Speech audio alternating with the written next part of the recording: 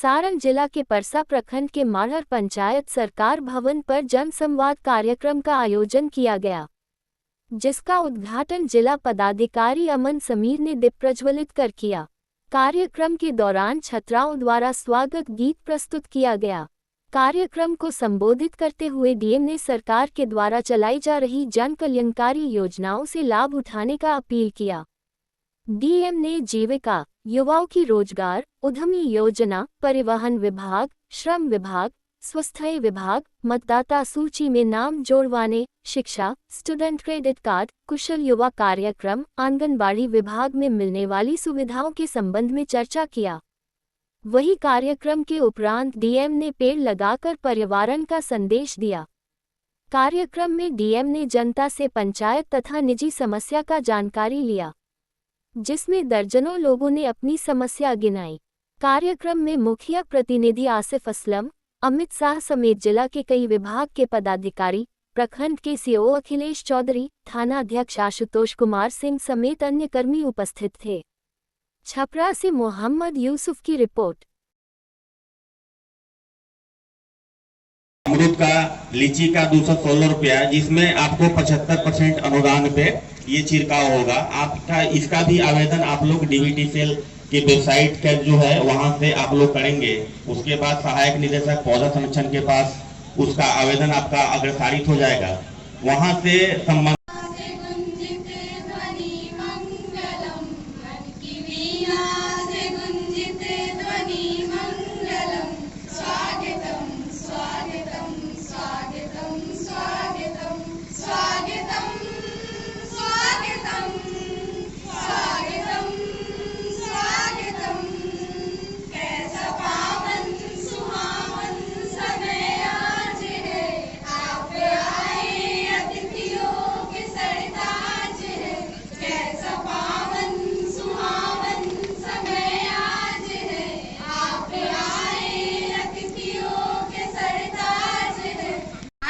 हर्ष की बात है कि इस मंच पे हमें एक स्वागत गीत गाने का मौका मिला है। रूठ न जाए आप कहीं, मन मेरा डरता है। रूठ न जाए आप कहीं, मन मेरा डरता है। जीविका परिवार आपका स्वागत करता है। जीविका परिवार है, स्वागतम स्वागतम सबका है, स्वागतम स्वागतम स्वागतम। जो प्रखंड में हम लोगों ने जनसंवाद कार्यक्रम किया है, अभी आपको जो है वो विभिन्न विभागों के पदाधिकारियों के द्वारा आपको सभी योजनाओं की जानकारी आपको दी गई है। और इस कार्यक्रम का उद्देश्य क्या है उसके बारे में मैं थोड़ा सा बताऊंगा और उसके बाद बाकी कुछ जो योजनाएं हैं उसके संबंध में मैं बात करूंगा। ये जनसंवाद कार्यक्रम की आवश्यकता क्यों पड़ गई है, ये सभी के मन में प्रश्न होगा कि आखिर हम लोग इतने बड़ी संख्या में उपस्थित होकर ये कार्यक्रम का आयोजन क्यों कर रहे हैं।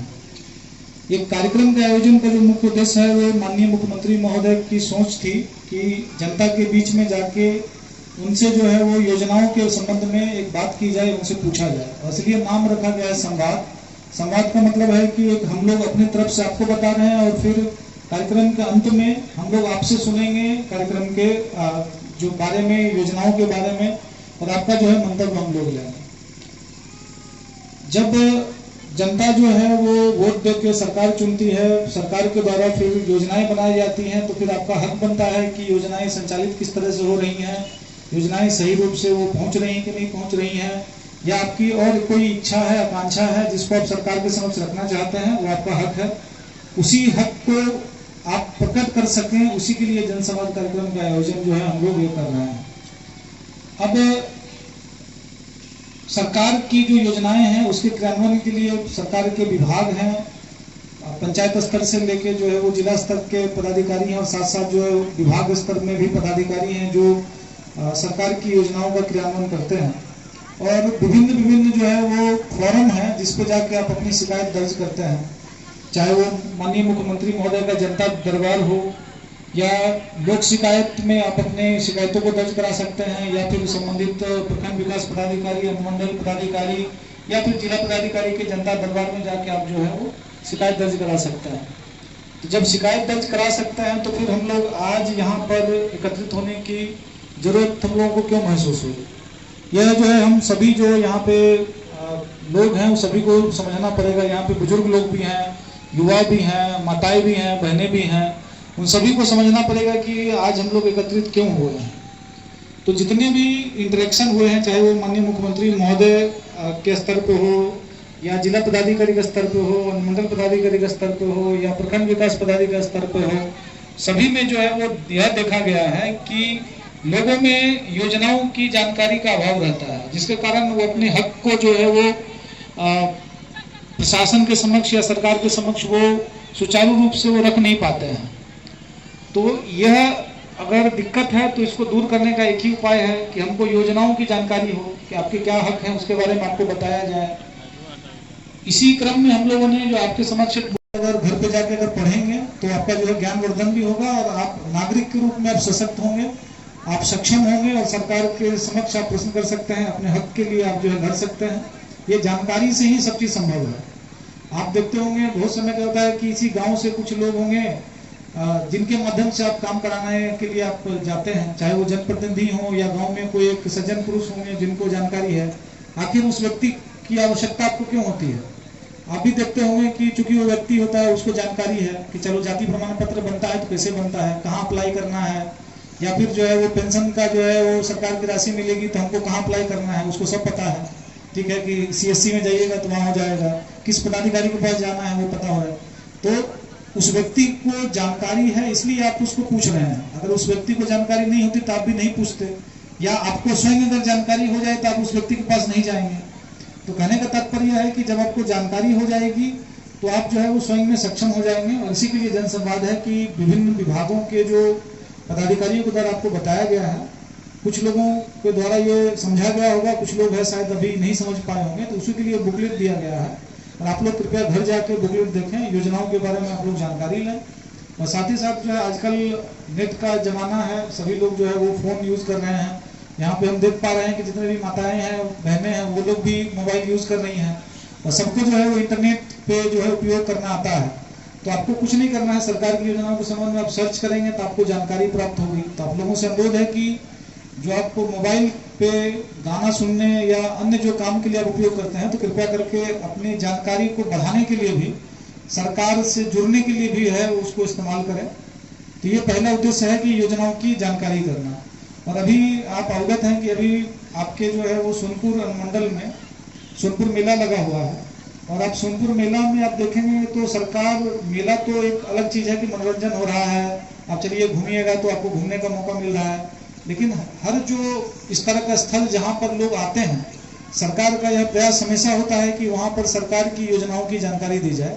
इसलिए आप अगर जाएंगे वहां पर, सोनपुर मेला घूमते भी होंगे। और यहाँ पे पिछले साल नहीं हुआ, पिछले साल भी हुआ था और बीच में कोविड के कारण जो है वो 2 साल नहीं हुआ था, और आप लोग घूमते आ रहे होंगे तो आप देखेंगे कि वहाँ पे सरकार के विभिन्न जो योजनाएं हैं और विभिन्न विभागों के द्वारा वहाँ पे स्टॉल बनाए गए हैं और वहाँ पे सभी जानकारी अब दी गई है, चाहे वो आपदा से संबंधित हो, चाहे वो ग्रामीण विकास से संबंधित हो, चाहे वो मत्स्य पालन से संबंधित हो, कृषि से संबंधित हो, फिशरी से संबंधित हो, चाहे वो दूध उत्पादन से संबंधित हो, चाहे वो किसी उद्योग विभाग से संबंधित हो, रोड से संबंधित हो।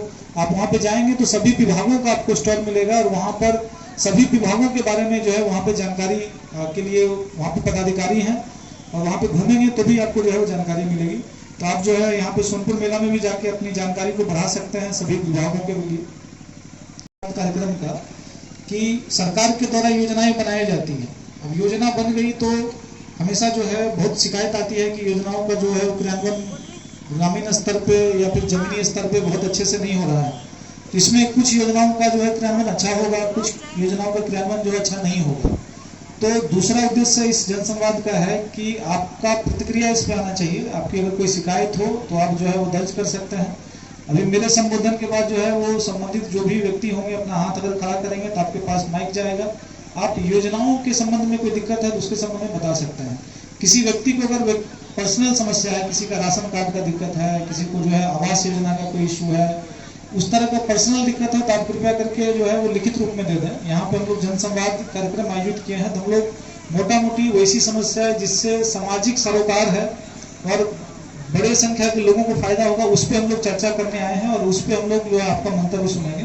कभी कभी क्या होता है जनसंवाद कार्यक्रम में कि वो छोटे छोटे मुद्दे जो है वो आने लगते हैं और फिर बड़े जो मुद्दे हैं, बड़ी समस्याएं हैं, वो कहीं कहीं गौण हो जाते हैं। तो आप लोगों से अनुरोध है कि आपकी जो व्यक्तिगत समस्या है उस पर कृपया करके लिखित रूप में भी दे देंगे, और लिखित रूप में जो देंगे उसको भी हम लोग डॉक्यूमेंट करके उस पर कार्रवाई करेंगे।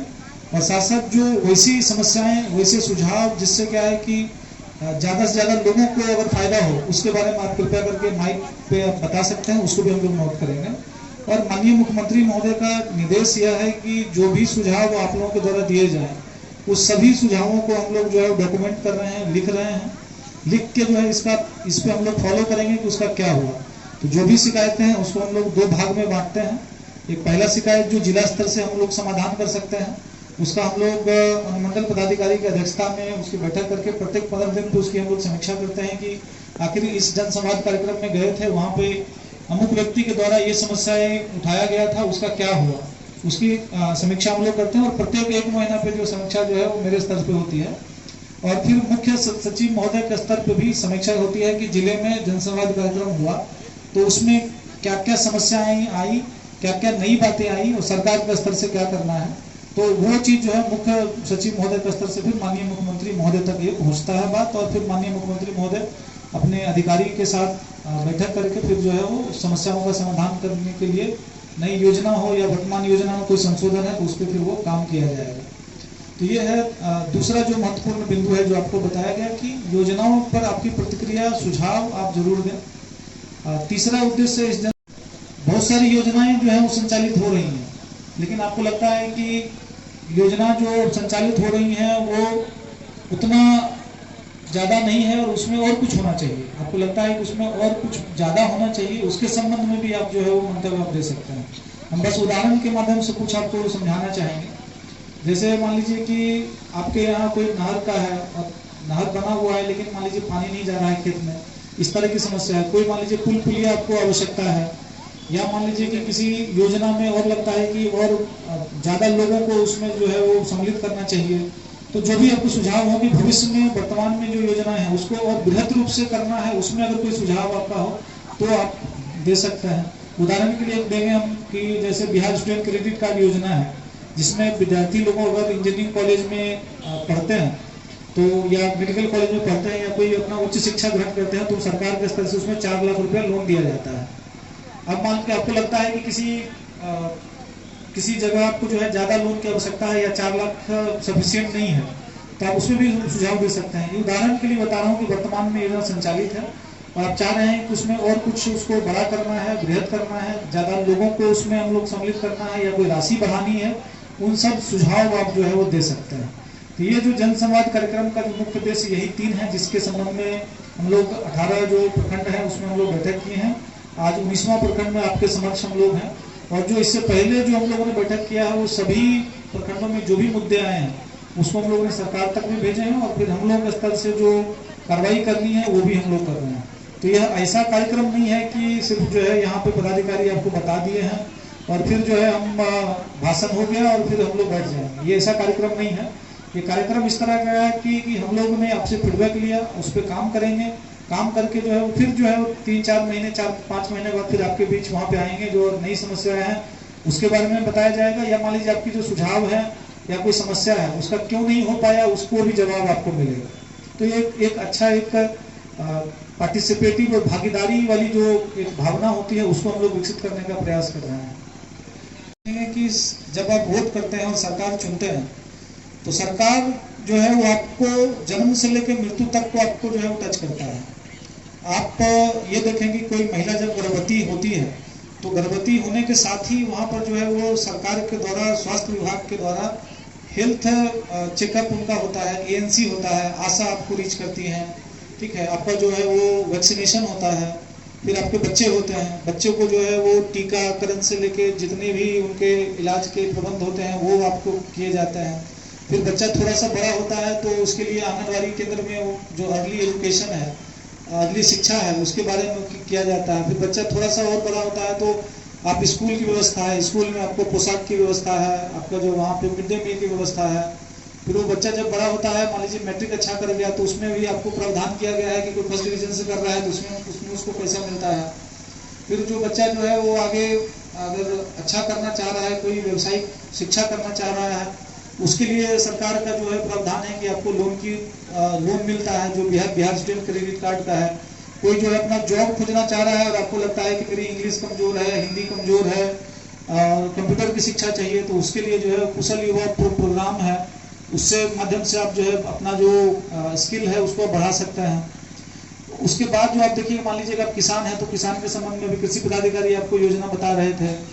फिर उसके बाद मान लीजिए कि आप उद्यमी हैं, आपको मान लीजिए रोजगार करना है, तो उद्योग विभाग की योजनाएं हैं, जो मुख्यमंत्री उद्यमी योजना है, मुख्यमंत्री युवा उद्यमी योजना में युवाओं के लिए है, अल्पसंख्यक के लिए है, जो पिछड़े लोग हैं उनके लिए है, वो सभी वर्गों के लोगों के लिए जो है उद्यमी योजना है, तो आप रोजगार कर सकते हैं।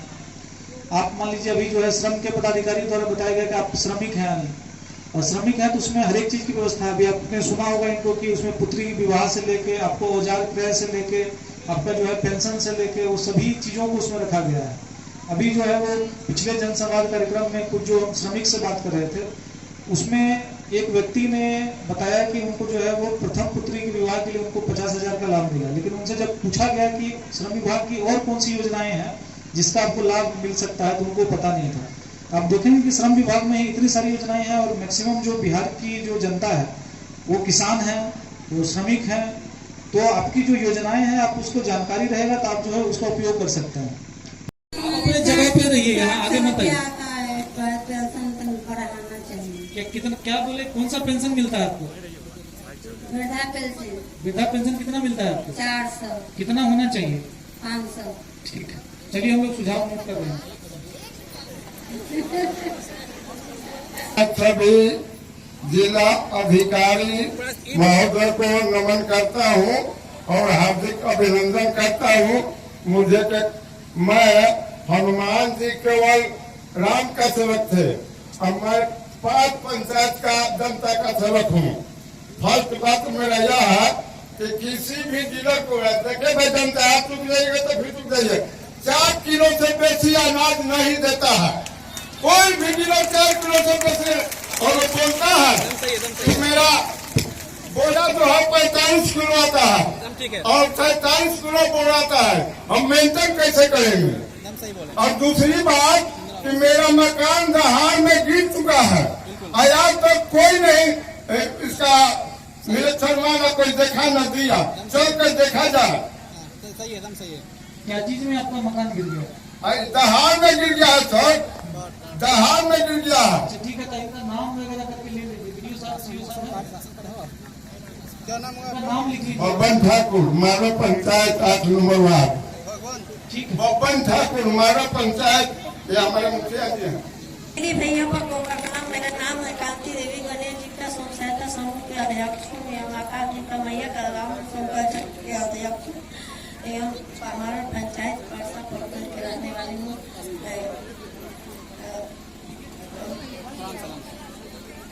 आकाश जी का महिला आराम से ये कैमरा हटा लीजिए ना। 8,000 रुपया लेके दुकान से भी आगे बढ़नी। एक बाद में हमारा इंदिरावास मिला, इंदिरावास से भी हम लोग और मकान बनैनी, लैट्रिन बाथरूम, बच्चे लोग की शिक्षा।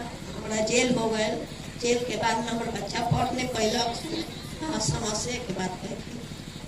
हमारा जेल हो गए, मैंने सरकार से चाहे थी कि हमारा माने खेती बात खेत कोई अगर जोत ले लेगा, यही लगे हमारी। आपका खेत कोई जोत लिया जी, तो उसका आवेदन वगैरह आया है कभी? नहीं, हम केस किए थे ना, हमारा जेल हो गया। आप लिखित रूप में भी करके दे दीजिएगा, हम लोग नोट कर लेंगे। 1 साल तक जेल भी खटे हैं। ठीक, यहाँ मैं कुमारन पंचायत के 7 नंबर वार्ड से हूँ।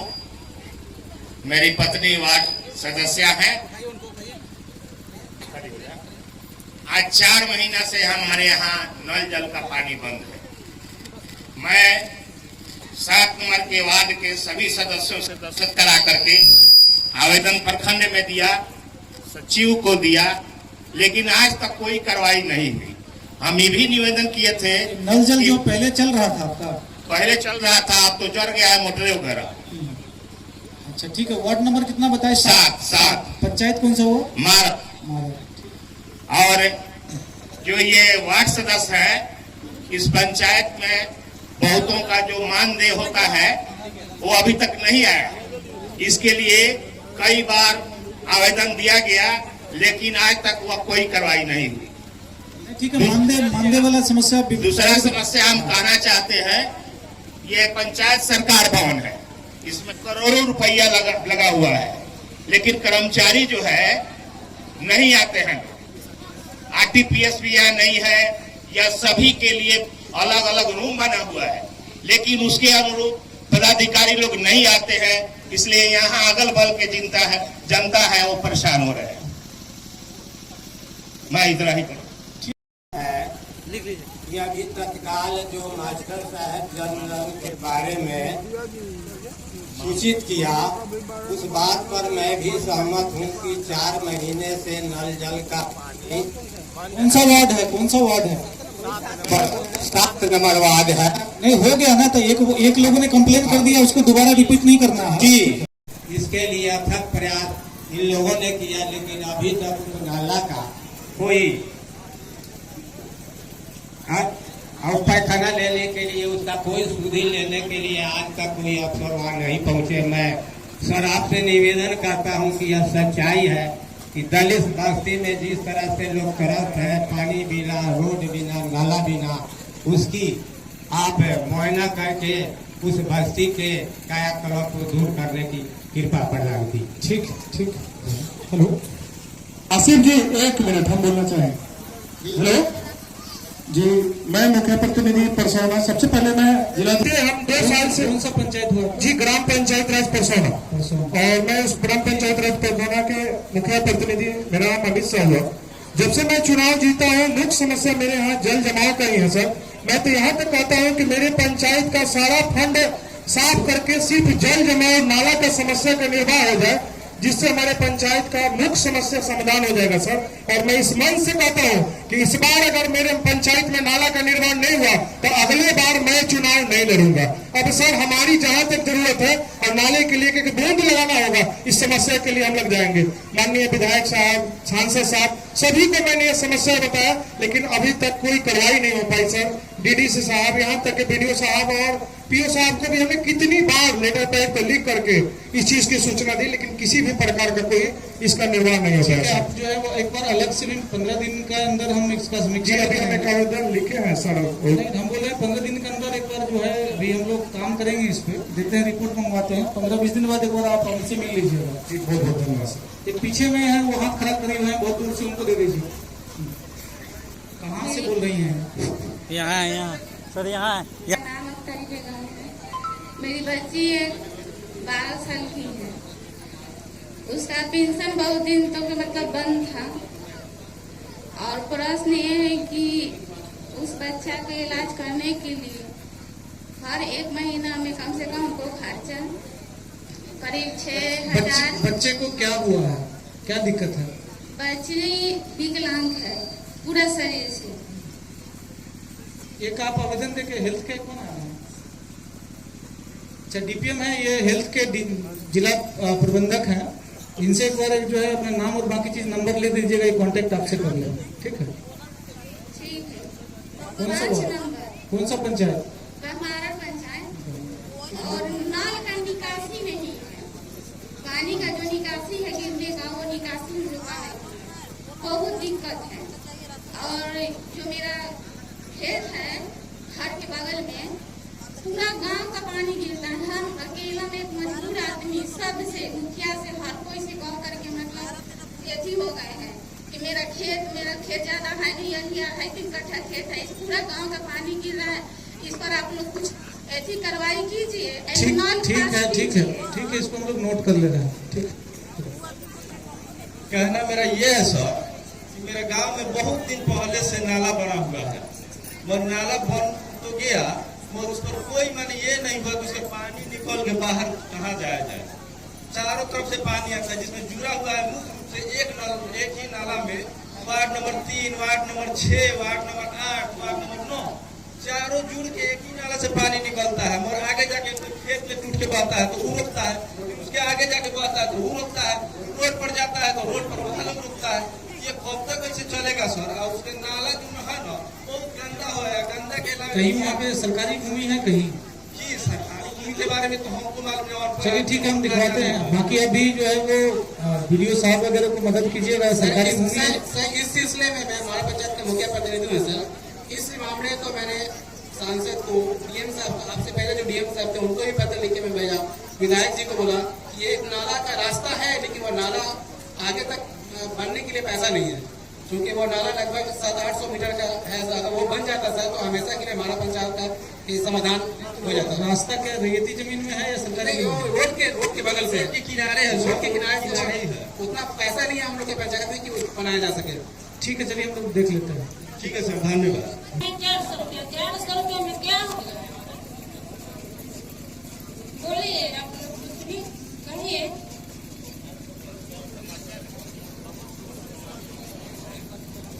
क्या विकलांगता पेंशन बढ़ाना है?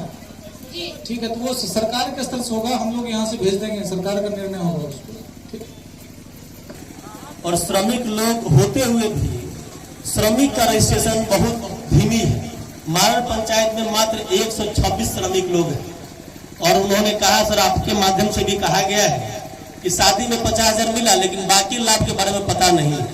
सर यहाँ जितने भी लोग बैठे हैं इसमें 85% लोग श्रमिक ही हैं और उनका श्रम कार्ड अभी तक बना नहीं है। कारण सर रजिस्ट्रेशन करने के बाद भी जो श्रमिक प्राधिकारी बैठे हुए थे वो पास नहीं करते हैं। पास करने के लिए उनको पैसा चाहिए, तब लेबर कार्ड बनता है। जब लेबर कार्ड ही नहीं होगा तो श्रम विभाग से लाभान्वित कैसे होंगे श्रमिक?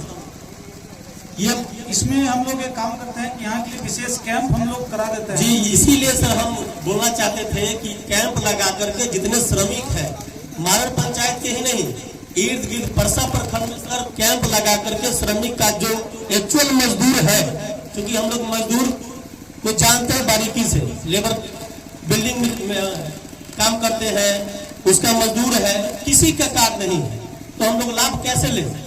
मजदूर को लाभ कैसे दिलाए? ठीक है, आप अच्छा पॉइंट उठाए। हम लोग सिर्फ परसा के लिए नहीं, बाकी जो प्रखंड है उसके लिए भी हम लोग लेबर रजिस्ट्रेशन के लिए कैंप करा दें। कैंप कराया जाए। और दूसरी बात ये है सर कि हमारे मारण पंचायत में 2 जगह सर ऐसा है जो रोड जो है सर ब्लॉक हो गया। पहले गाड़ी जाता था, अब लोग इतना अतिक्रमण कर लिया है कि गाड़ी आप लेकर के सर नहीं जा सकते, क्योंकि सरकारी भूमि उपलब्ध है। बहुत जगह तो ऐसा है कि 2-2 कट्ठा का प्लॉट है और उसको अतिक्रमण कर लिया है लोग। तो सर अतिक्रमण भी मुक्त कराया जाए ताकि आवागमन जो है। कहाँ से कहाँ तक का रोड है सर? मारण पंचायत माया बाजार से जो रोड है वहां से जो अंदर गांव में जो जाता है रास्ता वो पूरा सर ब्लॉक है। यहाँ से लेकर के आप जाइएगा, 4 चक्का अगर सर कोई अप्रिय घटना होता है तो माननीय थाना प्रभारी महोदय भी नहीं पहुंच सकते हैं। ये मामला है। चेक किए हैं, आवेदन दिए हैं? नहीं, हमने आवेदन सर सार्वजनिक नहीं दिया। हमने यहाँ कहा है, यहाँ लोग आप पूछ सकते हैं माया पंचायत के जनता बैठे हुए। आपका नोट करके हम लोग सीओ और जांच करा सर कि माया पंचायत माया बाजार पे जो स्कूल है सर वो आजादी के पहले से सर स्कूल है और अभी तक वहां सर बिल्डिंग का निर्माण नहीं हुआ।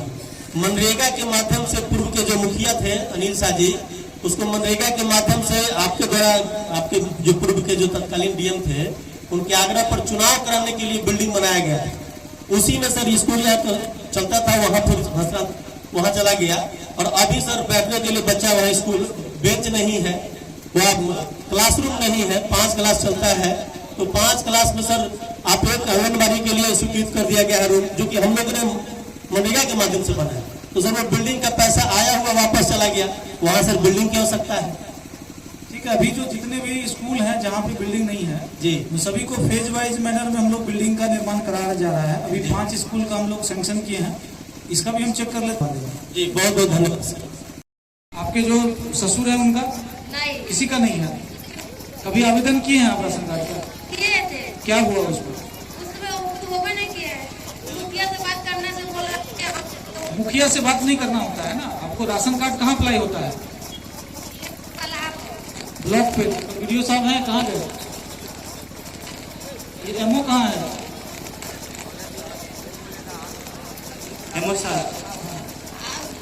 ठीक है ना? तो ठीक है, तो आपको अगर योग्य पाया जाए तो मिलेगा। इंदिरावास पास करा दीजिए, मेरा घर नहीं है। उसके लिए अभी सर्वे होगा, ठीक है, सर्वे में फिर अपना नाम दर्ज करा लीजिए। कार्ड के लिए अगर आप आवेदन नहीं किए हैं तो आवेदन ऑनलाइन भी कर सकते हैं, ऑफलाइन भी कर सकते हैं। हेलो, और जो आपका पत्र को फॉर्म मिलेगा आपको बिहार प्रांतीय खेत मजदूरी यूनियन कार्ड। लेकिन सरकार को जो नियम चला है कि भूमिहीनों को 5 डिसमिल दिया जाए, तो सर कागज पर आ गया है लेकिन हकीकत में मिला नहीं गया है। ये कोई लल्लू यादव हो, चाहे नीतीश कुमार हो, चाहे कोई भी सरकार बिहार कराया, लेकिन गरीब को देखने वाला नहीं है। विभागीय लोग कहता है कि गरीब को 1 नंबर से घर शुरू हुआ, लेकिन 11 नंबर पर आ गया सर।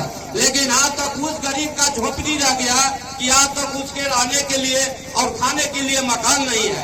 और ये भी कहा गया है, कौन से पंचायत से हैं? हम अनियाय पंचायत। कितने कौन कौन लोग हैं जिनको आप बता रहे हैं कि जमीन नहीं है? जमीन है, पट्टी मुजावना मूसर लोग का बस्ती है, मेटुआ लोग का मारण में बस्ती है, मजदूर तो बहुत है, लेकिन हमें ही पसमान में और चमार जाति से मुसहर नेटुआ डोम का ही वो स्थिति है कि सरकारी ब्लॉक के जमीन में लोग रह रहा है।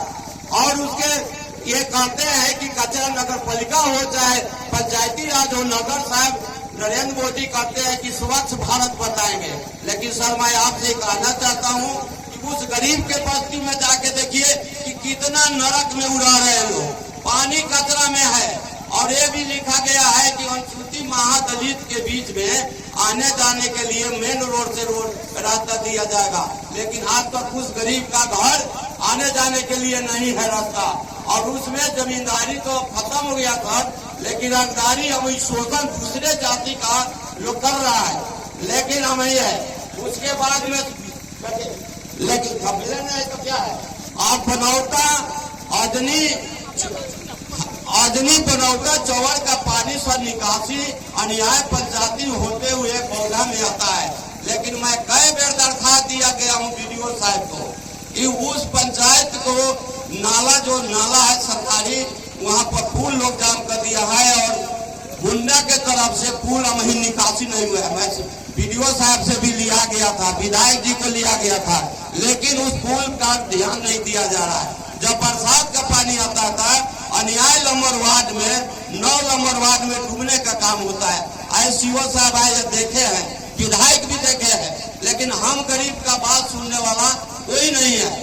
भले इस सब पंचायती राज में जो पंचायती भवन बचे सरकारी भवन बना गए, लेकिन गरीबों का न्याय सर नहीं मिलता है। इसलिए मैं ज्यादा बोलना नहीं चाहता हूं सर, लेकिन अगर आप लोग सरकारी आदमी है, कलेक्टर है, आपका अधिकार है सर गरीब को देखने के लिए, तो सही नीचा पदाधिकारी को आप लोग सही रास्ते पर ले जाइए। सबसे ज्यादा कर्मचारी लोग गद्दारी कर रहा है कि जिस गरीब को घर बनाना चाहिए, जिसका इंक्वायरी होना चाहिए, इंदिरावास हो चाहे राशन कार्ड वाला हो, वो दूसरे को मुखिया के बीच बैठकर मुखिया के कहने के अनुसार, दलाल के अनुसार और PDO साहब CO साहब पर दबाव दिया जा रहा है, या मुख्यमंत्री का हो या प्रधानमंत्री का हो या उनका विधायक का हो, वो CO साहब पर दबाव दिया जा रहा है, PDO पर दबाव दिया जा रहा है कि अगर तुम गरीब का काम करोगे तो मैं तुम्हारा दवाई करें। बात सच है, इसके लिए मैं गोली खा जाऊंगा चाहे खुल जाऊंगा, लेकिन निचला पदाधिकारी पर दबाव दिया जा रहा है। इसलिए मैं इतना कहकर समापन करूंगा। ठीक है, नहीं उठाते और बात करने के बाद आते भी नहीं। ठीक है, क्या मुखिया जैसी दिक्कत है? हाँ, और सर ब्लॉक में जो कृषि सलाहकार है, कुछ भी ऐसा फंड आता है हम लोग क्या मालूम नहीं पड़ता है। ठीक ठीक केंद्र है। हाँ जी, उस पर कोई भी ऐसा डॉक्टर नहीं बैठता, ना कोई भी ऐसा स्टाफ बैठता। स्वास्थ्य केंद्र पे एनएम व्यक्ति है, एनएम नहीं व्यक्ति है? नहीं सर। ठीक। और दूसरी बात है सर जी, महादलित को राजा भूमिहीन व्यक्ति है, वहाँ नट लोग है, वहाँ जमीन का कोई भी इच्छा नहीं है, उसको जमीन आपसे निवेदन है कि गार्ड के रूप में काम करते हैं, और जो भी अधिकारी जनप्रतिनिधि आता है काम करते हैं, लेकिन एक पैसा यहाँ को कोटि का पैसा नहीं मिल रहा है। नाम मेरा है शत्रुघ्न सिंह। बहुत बहुत धन्यवाद। के अलावा दरियापुर के 20 गांव परसा हॉस्पिटल से ही सैनिटाइज होता है और उसी से उसको लाभान्वित लोग होते हैं। लेकिन दिक्कत यह है कि वहाँ जो भी डॉक्टर्स हैं बहुत कम मात्रा में है, जबकि यहाँ 10 डॉक्टर की आवश्यकता है, क्योंकि पॉपुलेशन जो है बहुत बड़ा पॉपुलेशन है। जहाँ जहाँ डॉक्टर की कमी है सब जिला के मालिक है, आप डीपीओ मैडम, आप सीडीपीओ मैडम, आप आते हैं सरकार तो यहाँ परसा का जाँच कर लिया जाए, देकर स्वागत करनी है और उसके बाद वृक्षारोपण का कार्यक्रम है और उसके संबंध में हम लोग जानकारी ले रहे हैं और सभी चीज़ों को हम एकत्रित करके अपने स्तर से जो बात जो राज्य सरकार को जाएगी उस राज्य सरकार को हम लोग करेंगे। सर मेरा एक क्वेश्चन है सर कि यहाँ जो अंजनी से लेकर और ये सरैया तक ले अभी तक मनरेगा से नहर बनाया गया है, वो आज तक पूरा ध्वस्त पड़ा हुआ है, उस पर कोई ध्यान नहीं दिया जाता है सर। आप चूंकि शिकायत अभी की है तो उसको हम लोग नोट करके हम लोग करवाएंगे। धन्यवाद सर।